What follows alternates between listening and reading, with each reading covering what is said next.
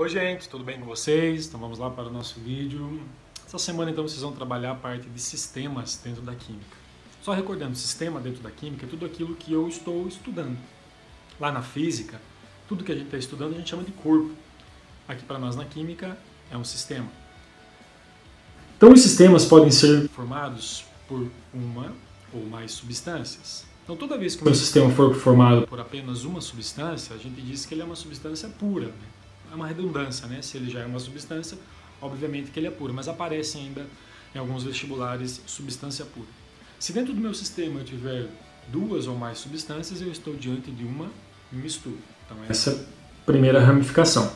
Dentro das substâncias, eu posso ter uma substância que é simples ou uma substância que é composta. A substância simples é aquela que é formada por apenas um tipo de elemento químico na sua constituição molecular. Por exemplo, o gás oxigênio, O2. Eu tenho dois átomos de oxigênio, porém são átomos do mesmo elemento. Ozônio, O3, são três átomos de oxigênio do mesmo elemento, substância do tipo simples. Gás hidrogênio, H2, são dois átomos de hidrogênio, mas do mesmo elemento químico, por isso substância simples. Já uma substância composta é aquela em que na constituição molecular eu tenho dois ou mais tipos de elementos diferentes. H2O, a água, uma substância composta, porque nós temos dois elementos químicos ali presentes, o hidrogênio e o oxigênio. Ácido sulfúrico, H2SO4, nós temos três elementos químicos diferentes, então uma substância do tipo composta. Partindo agora para as misturas. A minha mistura pode ser do tipo homogênea ou do tipo heterogênea. O que vai me diferenciar para que eu possa fazer essa caracterização? A quantidade de fases. Lembrando que fase é tudo aquilo que eu consigo distinguir. Cuidado, não confunda fase com componente. Componente é cada substância que faz parte da minha mistura. Fase é tudo aquilo que eu consigo distinguir. Nem sempre o número de componentes é igual ao número de fases. Quer ver um exemplo? Água e açúcar, ou água e sal. Dois componentes nessa mistura. Porém, quando eu dissolvo completamente o açúcar na água ou o sal na água, isso me forma uma fase apenas, a fase aquosa. Eu olho para o sistema e parece que só tem água. Então eu tenho dois componentes e uma fase. Então quando eu tenho uma mistura em que a quantidade de fases é apenas uma, eu chamo de mistura homogênea. Quando eu tenho um sistema em que a quantidade de fases, no caso da mistura, né? Estamos trabalhando com uma mistura. Quando a mistura tem duas substâncias ou mais e elas se apresentam em duas fases ou mais, eu estou diante de uma mistura do tipo heterogênea. Cuidado com a seguinte situação, aparece bastante em vestibular. Quando aparece água e gelo, nós temos a tentação de querer classificar como uma mistura, porque nós olhamos a água líquida e a água sólida e pensamos, uma mistura heterogênea. Cuidado, é uma substância pura formando um sistema heterogêneo, porque eu tenho água líquida, H2O.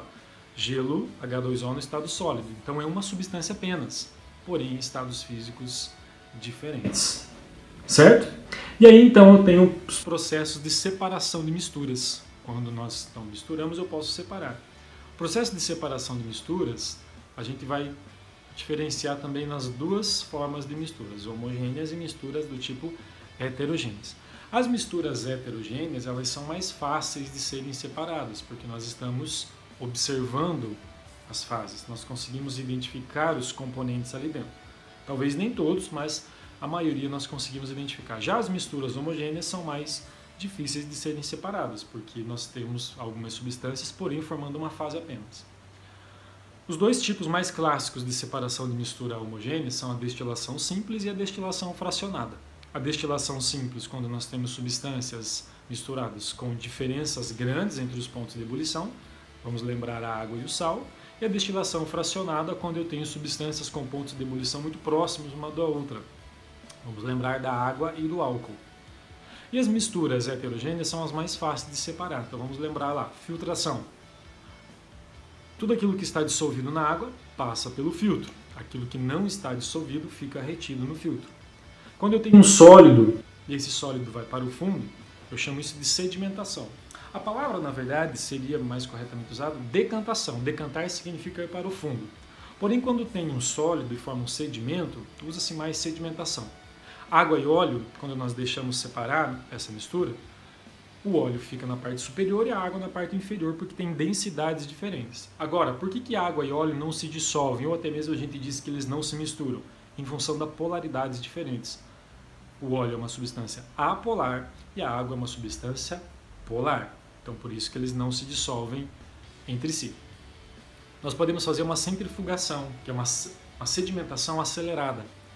Vamos lembrar quando nós vamos lavar a roupa na nossa casa, nós colocamos a roupa lá, molha, fez a lavagem, só que precisa tirar o excesso de água. Então o motor da máquina gira, o excesso de água sai, o processo de centrifugação.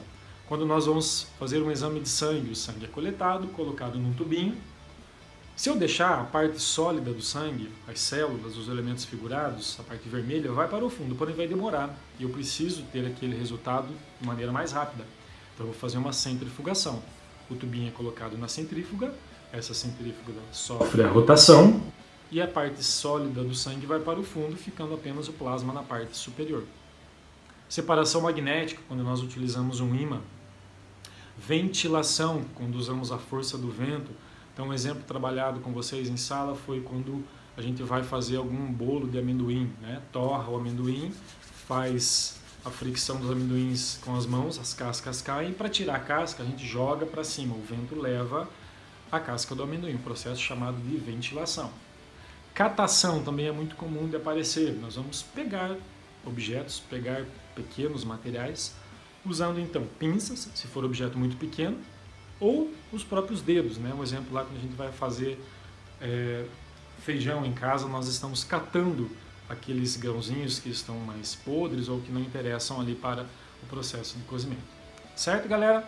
Então, um grande abraço e até mais!